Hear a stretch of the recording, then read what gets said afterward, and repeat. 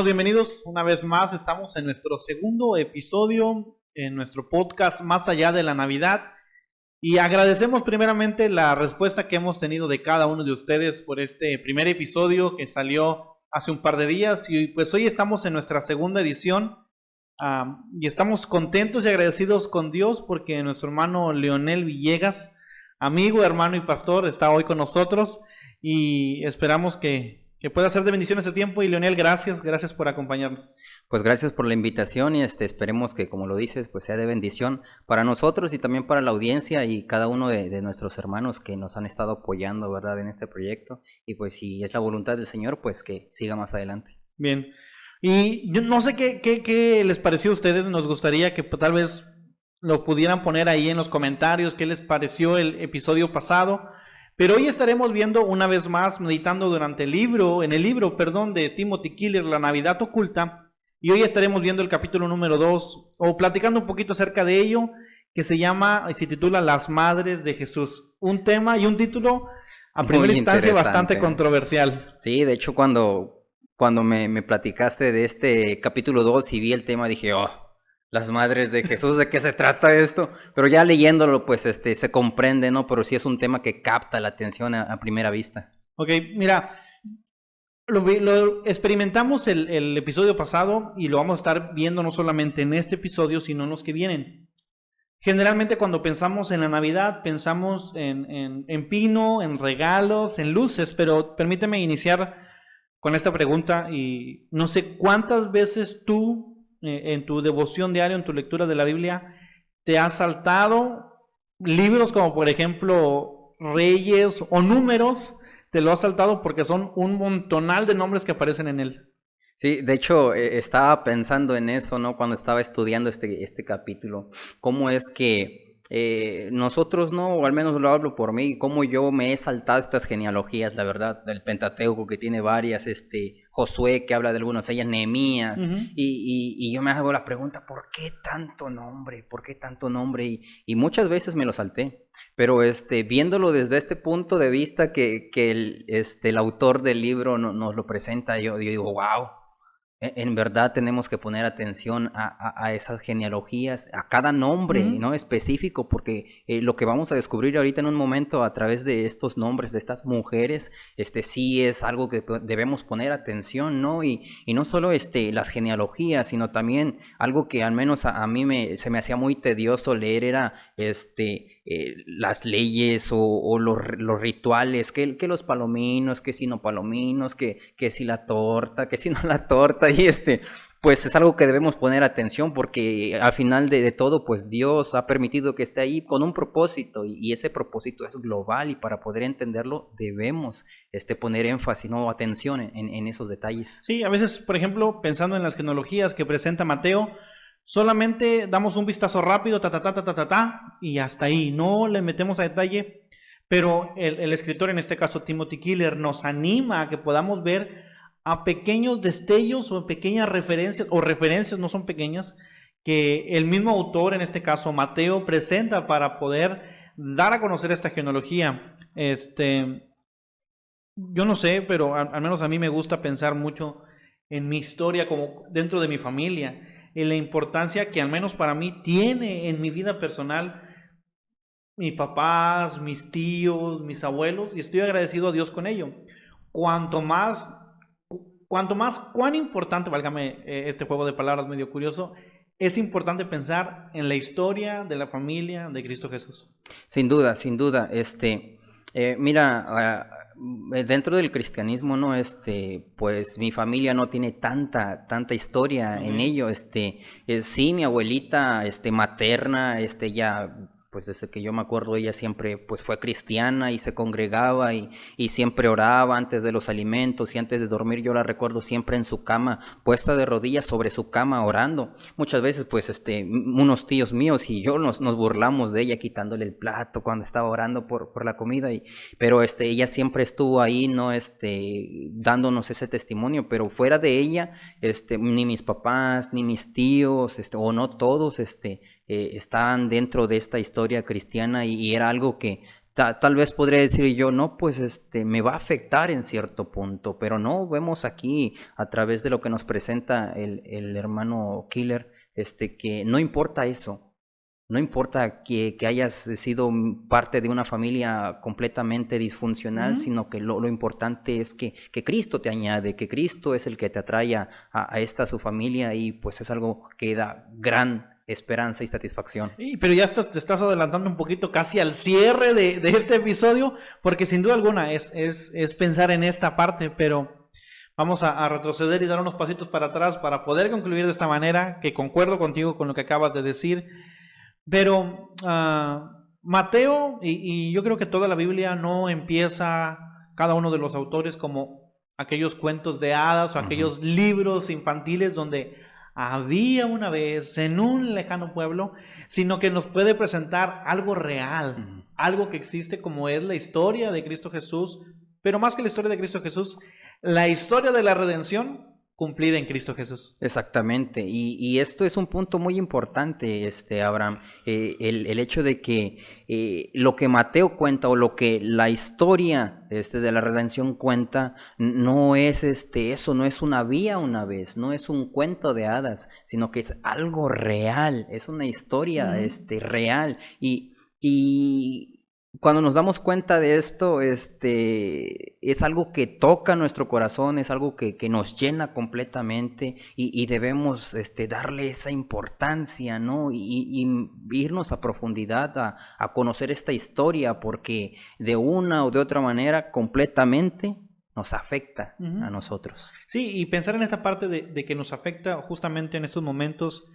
Estaba pensando que podemos encontrar a personas que comparten nuestra misma fe, como es el cristianismo, pero hay otras muchas personas que no comparten la misma idea acerca de pensar en un Dios, o acerca de un Dios encarnado en el caso de Cristo Jesús. Pero tú mencionabas algo bien importante. Independientemente no creamos o no, la vida de Jesucristo y su nacimiento vino a ser un parteaguas en la historia, al grado y al punto de que hay un antes y un después de esto. Exactamente. Por más que cierto sector de la población quiera negar el nacimiento y la existencia de Jesús, es algo inevitable, ¿no? Es algo que no se puede hacer. Su nacimiento y su ministerio han sido algo sorprendente. Es más, a tal grado, como lo dices tú, que él vino a partir la historia, ¿no? En dos. Hay un antes de Cristo y un después de Cristo. Sí. Y pues lo encontramos en la Biblia. Todos los que somos creyentes en Dios y en la Biblia lo encontramos ahí, pero no podemos también nosotros ignorar ciertas fuentes externas que hay, ¿no? Que son no teístas, que también historiadores, mismas personas que han hecho sus estudios acerca de Jesucristo, y han caído en que realmente Jesucristo, hombre judío, sí existió, y es parte importante tanto de la historia y cultura judía, como también lo es para nosotros, ¿no? Porque es el Hijo de Dios quien nació. Sí, sin duda alguna.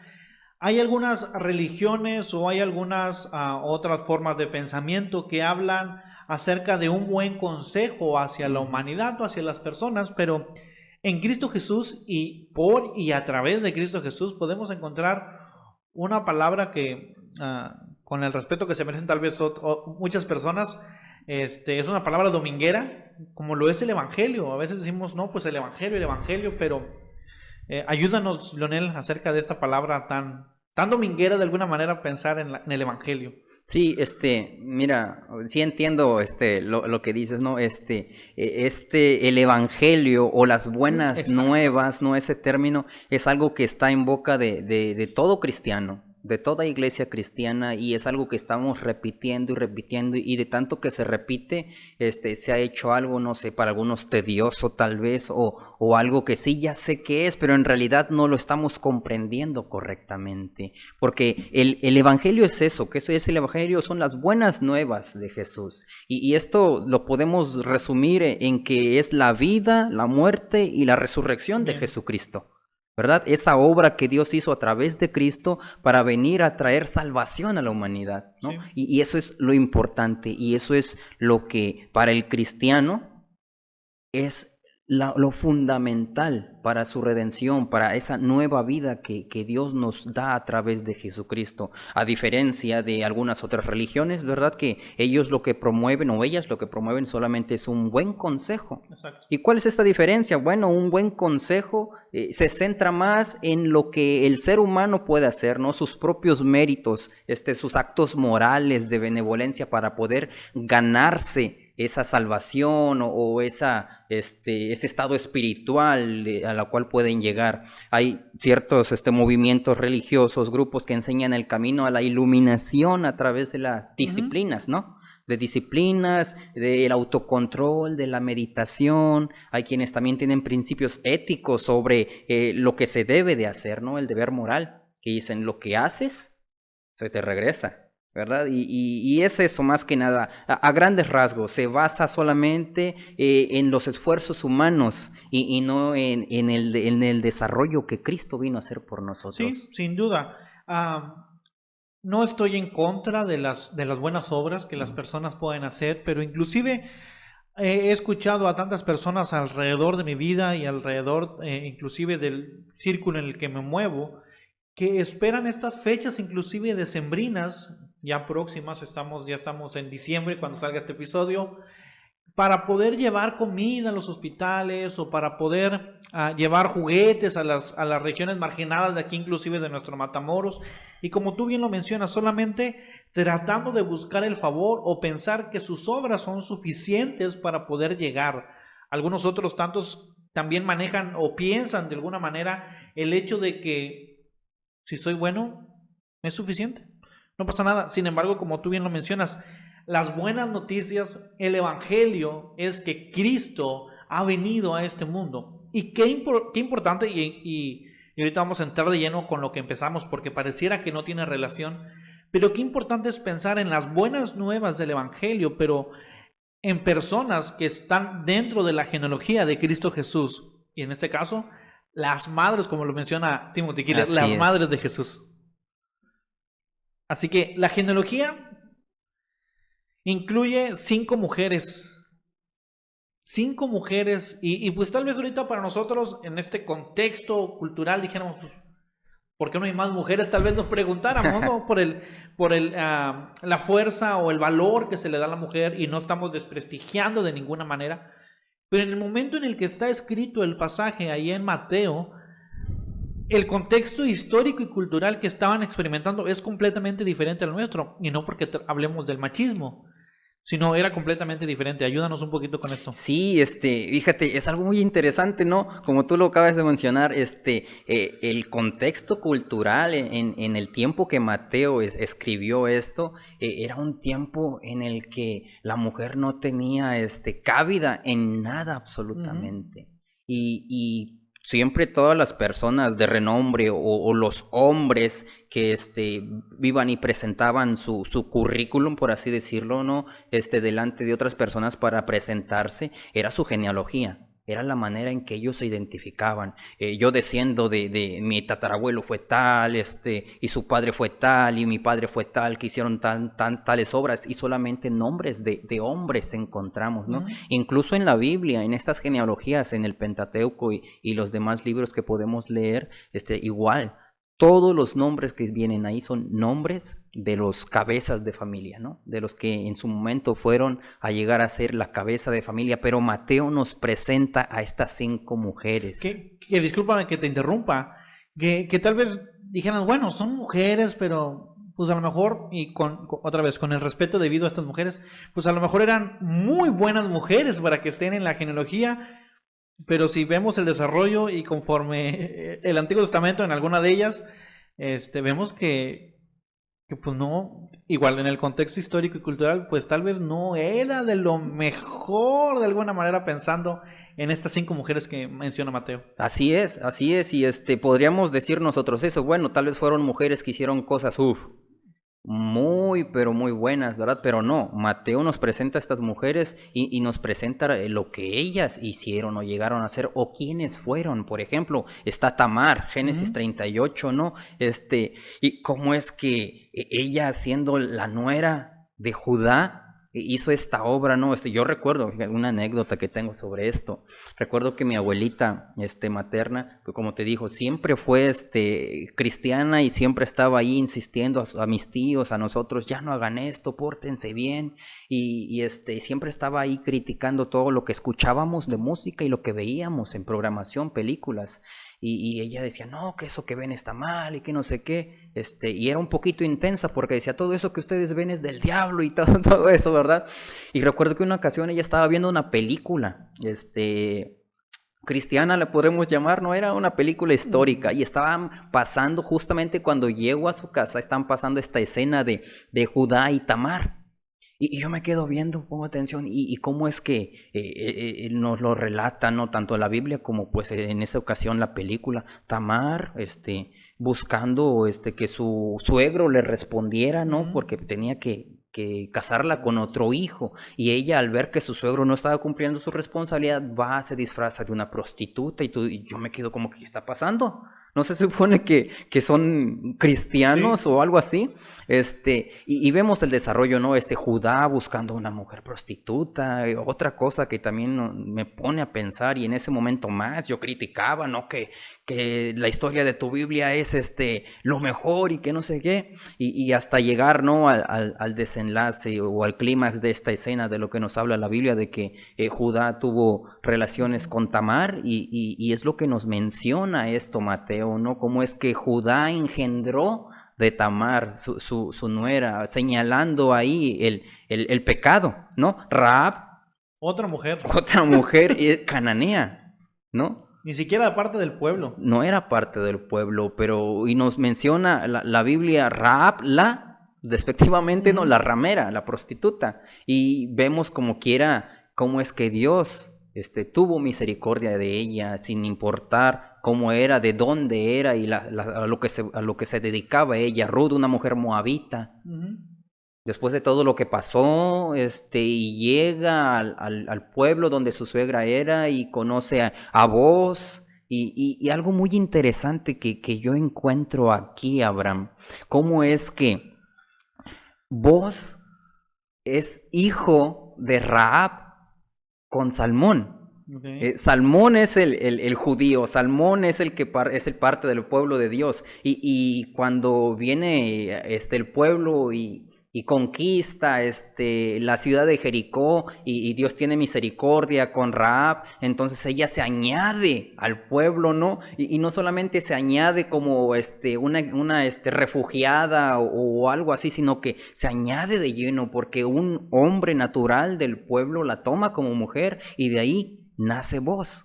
Y fíjate, cuando veo ya esta escena de Ruth, digo, una mujer extranjera en tiempos precarios, ¿no? De sequía, de escasez, viuda, pobre, y viene Booz y tiene este acto de misericordia con ella, ¿no? Y él tratando de hacer lo correcto, pero lo que no puedo sacar de mi mente es cómo es que Booz tenía esto en la mente, ¿no? Esta manera de ver la situación, siendo él el fruto de un matrimonio de una extranjera y su padre judío. Y yo me imagino, bueno, si nos ponemos a especular un poquito, cómo es que sus padres le contaban esta historia. Fíjate, tu mamá la conocía así, ¿no? Y ella era así, y ella la conocimos en esta situación, no puedo dejar de pensar que por esa situación Booz tuvo misericordia de Ruth.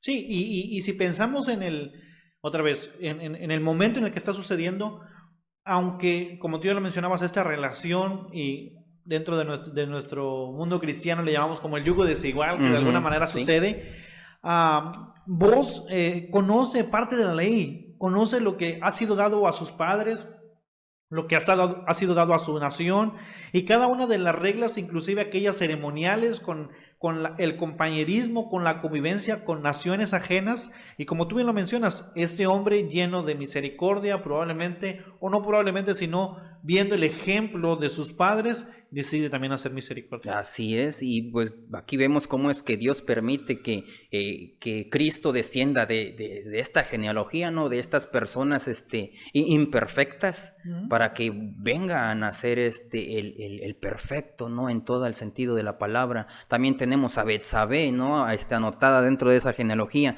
y la manera en que Mateo la añade a la genealogía, porque no la nombra, ¿verdad? No la nombra Betsabé, sino que lo hace de la siguiente manera: el rey David engendró a Salomón, de la que fue mujer de Urías. O sea, casi, ¿no? casi, por si no se acuerdan, Sí. Y tal vez pensando un poco, imaginando, casi, Mateo, pues ahí les va el chismecito por si se les ha olvidado, ¿no?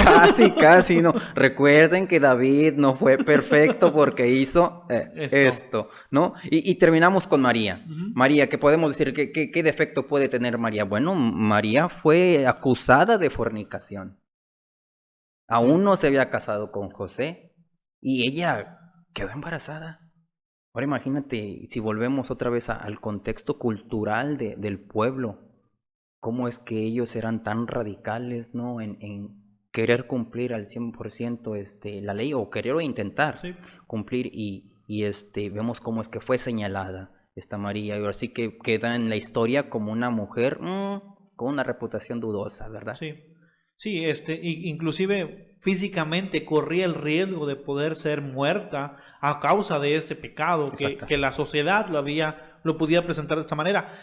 Pero es interesante pensar en esto, pensar en la genealogía, pensar en estas 5 mujeres, pensar en lo que tú mencionabas acerca de Booz, pensar en cada uno de estos que a simple vista parecieran pequeños e insignificantes detalles. Sin embargo, esto no solamente nos muestra y nos da a entender cómo Jesús, y lo vemos también en todo su ministerio, cómo Jesús se identifica con aquellas personas que se encuentran marginadas, ya sea por género, por raza o inclusive moralidad, como el caso de la mujer adúltera. Sí, exactamente. Es sorprendente, Abraham, lo cegados que podemos estar los cristianos hoy en día, la verdad, ¿no? Pretendemos vivir una vida devota, ¿no? Fiel a Dios, pero cuando nos topamos con este tipo de personas, en realidad nosotros estamos demostrando que somos más fariseos realmente que cristianos. Rechazamos categórica o rotundamente a los marginados sexuales.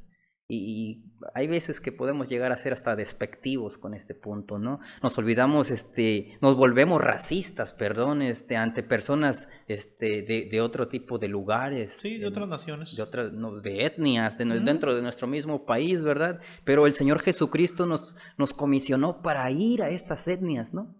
Es lo que la Gran Comisión dice: ir y hacer discípulos a estas etnias, proclamar el Evangelio, pero nos olvidamos de ello. Sí, estamos tan cegados en esa devoción, como tú bien lo mencionas, estamos tan cegados el hecho de, es que yo ya tengo, yo ya soy. Y ahorita estaba recordando también, en una ocasión llegó una persona, y lo platiqué hace un par de días en las clases, llegó una persona ahí al templo en el cual estamos ministrando, a la iglesia, y la persona llegó llorando con una carpeta en su mano, estaba la camioneta prendida enfrente.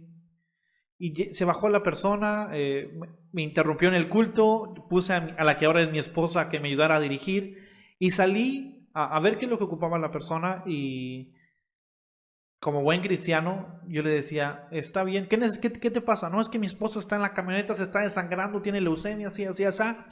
Y como buen cristiano le dije: ¿sabes qué? Te puedes esperar un ratito, y ahorita que los hermanos terminen, pasamos, hacemos una oración enfrente para que... Decía: le agradezco, pero mi esposa se está muriendo. Y yo le decía: pero aguante. Me dicen: no tengo tiempo, mi esposa en cualquier rato se puede terminar de desangrar. Y dice: yo solamente vengo a que me pueda ayudar con algo, con unas monedas para poder llegar al Pumarejo. En aquella ocasión hablé con la tesorera en ese mismo momento y pudimos ayudar a esta persona. Pero cuando volví a sentarme a mi lugar, tantas veces había leído el pasaje cuando Jesús menciona: cuanto no hiciste con esto mis pequeñitos, a mí también me lo hiciste. Y recuerdo que ese día, estando en el culto, a minutos de pasar a predicar, me puse en oración al Señor, llorando y pidiéndole perdón por tomar esta actitud. Decirle: Señor, perdónenos, porque muchas veces pasamos por alto, y el no poder ayudar por X o por Y razón, el mismo Señor Jesucristo dijo, a mí me lo estás haciendo. Así es, viene a mi mente ahorita con lo que me estás comentando, la parábola del buen samaritano, ¿no? Exactamente lo mismo pasa, y fíjate, hay veces que también dentro de esta rutina como iglesias estamos ya tan como que encerrados en un protocolo de que es que tengo que hablar con tal, tengo que hablar primero con tal para que yo pueda darte este servicio, pero el Señor nos ha dicho, sean un buen samaritano, hagan lo mismo ustedes que hizo este hombre con los demás, con los que estén necesitados. No vayas a buscar al tesorero, no vayas a pedir permiso al pastor o X, ¿no? Sino que con lo que el Señor te ha dado, con lo que el Señor nos ha dado, sea poco, sea mucho, con eso nosotros poder ayudar a nuestro prójimo. Sin duda alguna. Mateo resalta, como ya lo mencionamos, aquellas personas que entre comillas podemos llamarles indeseables. Pero esto no solamente nos refleja y nos da a conocer que el alcance de la gracia. No importa nuestro pasado, no importa nuestra condición, podemos ser parte de la familia de Dios. Así es. Nadie está demasiado lejos para poder recibir de la gracia de Dios. Pero tampoco nadie es lo suficiente bueno para no necesitarla. La genealogía incluye a tanto marginados como a las personas que ya mencionamos, como a personas poderosas como David o como Salomón, mostrando que absolutamente todos necesitamos a nuestro Dios, a Jesucristo. Y en palabras de María, en el Magnificat, engrandece mi alma al Señor. Así es. Mira, Pablo dice en Romanos 3, ¿no? 10 y 11, no hay justo ni a un uno. No hay quien entienda, no hay quien busque a Dios. Así que, viendo estos ejemplos que también Mateo nos pone, como David, ¿no? David, Judá, Salomón, hombres que podemos decir que son de renombre, que representaban cierto estatus para el pueblo judío, pero nos los presenta también viendo su error. Así que podemos decir que ni todo el dinero, ni todo lo que podamos nosotros llegar a tener, los bienes, todos los estudios, ni todo el poder que podamos tal vez en un momento llegar a tener, nos puede dar la vida eterna. No es por nuestros méritos, como lo acabamos de mencionar hace un momento, como algunas otras religiones lo presentan. No somos nosotros, solo es Jesucristo el camino. Él es la verdad y la vida, como la palabra del Señor nos dice. Él es el único medio por el cual podemos llegar al Padre. Jesucristo es el mediador, el único entre Dios y nosotros, y solamente por Él es por el que podemos nosotros llegar allá donde está el Padre, ¿no? Y es interesante estas cápsulas, estos episodios de podcast. No solamente se trata de poder presentar, y estamos ayudándonos de un libro, pero también nosotros nos estamos alimentando y nos estamos... hay confrontación dentro de nosotros mismos, y no solamente se trata de poder presentarlo y ya, sino qué cosa vamos a hacer realmente con aquello que hemos recibido. ¿Qué cosa vamos a hacer con aquello que hemos aprendido, con aquello que en teoría pasan los meses, pasan los años?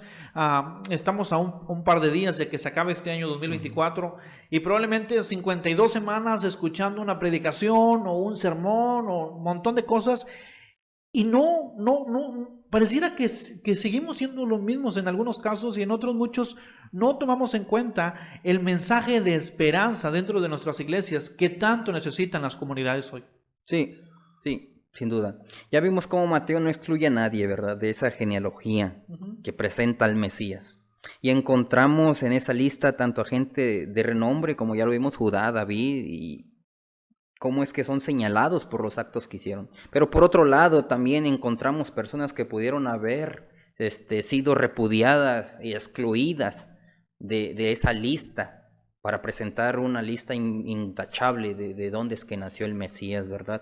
Sin embargo, ahí están anotadas, y esto no fue algo que se le pasó a Mateo o no fue un error, sino que fue parte de la estrategia de Dios mismo, ¿no? El Espíritu Santo que inspiró a Mateo para escribir esto. ¿Y qué significa esto? Podemos nosotros preguntarnos, ¿verdad? Y en primer lugar, algo que nosotros no debemos olvidar, nos muestra que la gente que está excluida por la cultura, por la sociedad, respetable, si así se le puede decir, ¿no?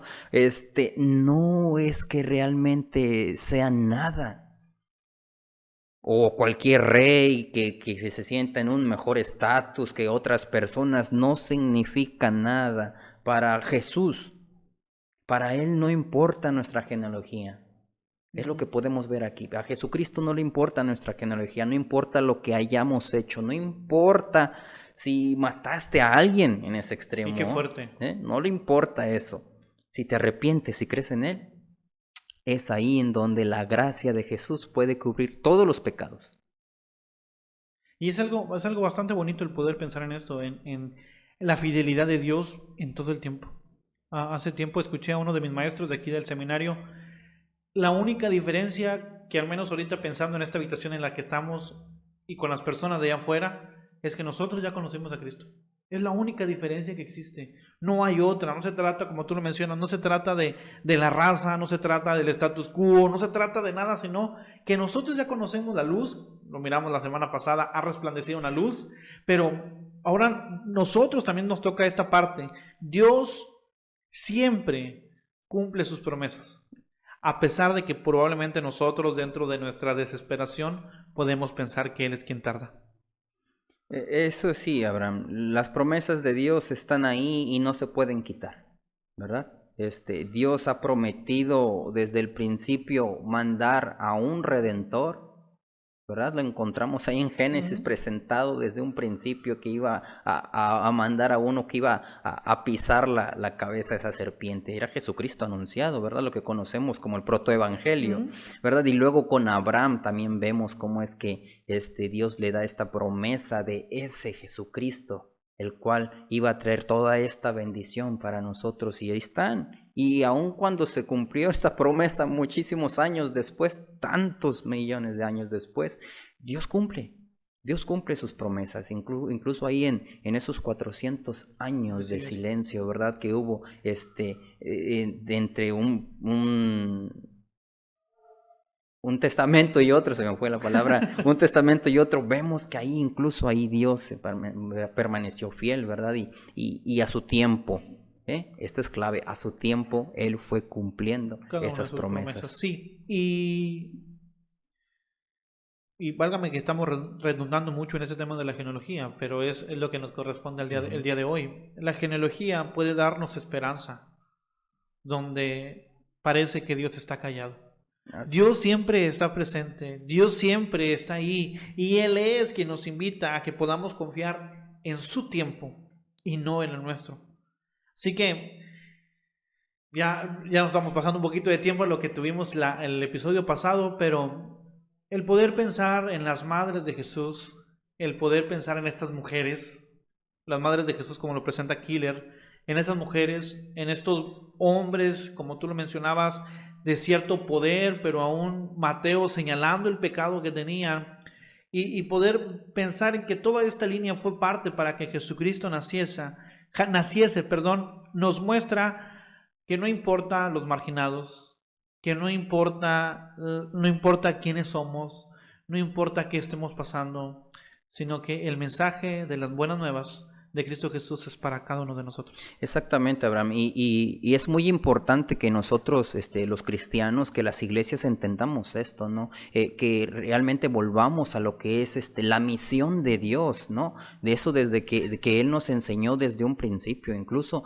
desde que el pueblo de Israel fue elegido por Él, tenían que tener compasión por los extranjeros, todas las leyes que Dios puso, ¿no? Hacia ellos, cómo tenían que ser benevolentes, y cómo es que ahora nosotros como iglesia también tenemos esta tarea de hacer, ser benevolentes, de hacer misericordia con los necesitados. De la iglesia tiene que ir a esos pobres, a esos grupos marginados que nos rodean, a ese lugar donde está nuestra iglesia ubicada. Hay grupos marginados alrededor, y nuestra tarea como iglesia de Jesucristo es ir a ellos, ir y llevarles ese abrigo, literalmente, ¿no? Sí. Ahorita que está fresco, ese abrigo para que calme su frío, de ese alimento. Hay personas que no han comido en días. Ese es el trabajo de la iglesia, incluso ir más allá. Las iglesias hoy día también tienen muchas posibilidades, no tanto económicas alguna, pero también como personas. Si podemos llevarles atención médica, no sé, ayudarles a reparar un poco de su casa, o sea, llevarles ese consejo, ese abrigo, esa amistad, amor, que vean a Jesucristo realmente, ¿no? Y no solamente ir a entregarle un folleto, juzgarlo, decirle eres un pecador y tienes que arrepentirte, sino que vean cómo es que Jesucristo hizo la obra, ¿no? Cómo es que Él primero sació las necesidades de estas personas y después se presentó como quien era. Y estas personas en consecuencia creyeron en Jesucristo, ¿verdad? Y es lo que nos toca como iglesia ahora hacer. Sí, hace ahorita, y me encanta, tal vez los que nos conocen de cerca saben la dupla que tenemos con otro de nuestros compañeros, el poder pensar y el poder en el momento estar pensando y recordando, ideando algunas cuestiones de lo mismo que estamos platicando. Y uno de nuestros pastores, también de aquí de nuestro seminario, alguna vez nos llegó a contar que había un grupo de pastores que habían ido a comer a un restaurante y un mesero fue el que los atendió y uno de los pastores les dijo, es que todos nosotros somos pastores. Y no, pues qué bueno, y le daban gracias porque le estaban atendiendo de la mejor manera, que chalala.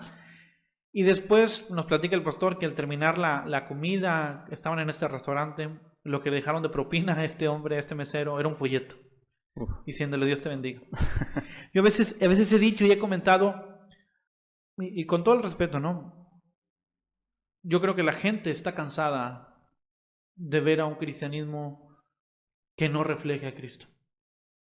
Aunque podemos meditar, podemos predicar todos los domingos, podemos hacer conciertos de alabanza, podemos hacer tantas cosas, pero la gente, como tú bien lo mencionas, la gente ocupa ver al Cristo, mismo Cristo que estaban en las aldeas, que caminaba con las personas, que les daba sanidad a los enfermos, que alimentaba a tantas personas.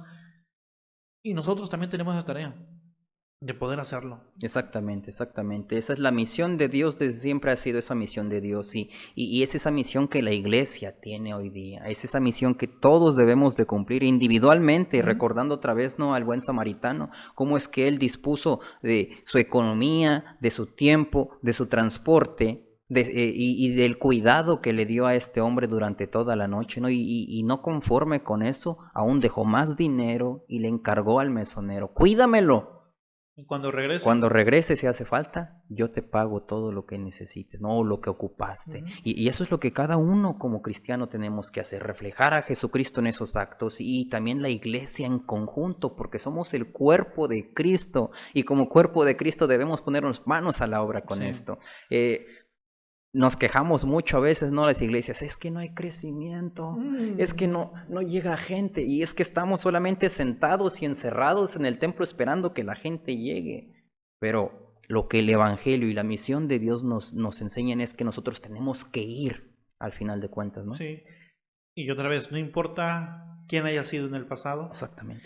No importa qué fue lo que experimentaste en el pasado. El Señor, y pensando en el apóstol Pablo escribiendo a los Corintios, somos hechos unas nuevas criaturas. Y somos los encargados de poder llevar esa luz de esperanza en medio de la oscuridad. Así que, Leonel, no sé si quieras terminar con un mensaje para nuestra audiencia, alguna invitación para concluir el día de hoy. Nuestra plática que pareciera que es corta, pero si le siguiéramos aquí nos llevamos 3, 4 horas. Y lo que faltó, ¿no? Sí, más de la mitad.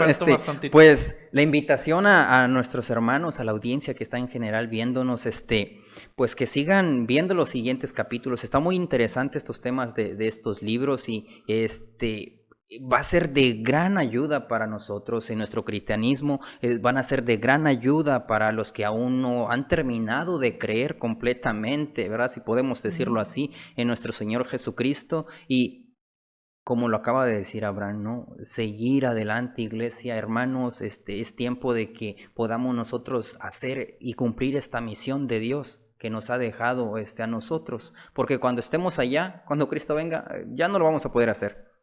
Nuestro privilegio en este momento es poder hacerlo aquí, poder presentar a Jesucristo en este momento y llevar esta ayuda a las personas que lo necesitan. La historia de Jesucristo nos muestra que no importa quién seas nosotros, quiénes seamos cada uno de nosotros, quiénes llegamos a ser, sino que lo que Dios ha hecho a través de Cristo. Mis méritos no importan, tu estatus no importa, tu color, tu acento, no importa.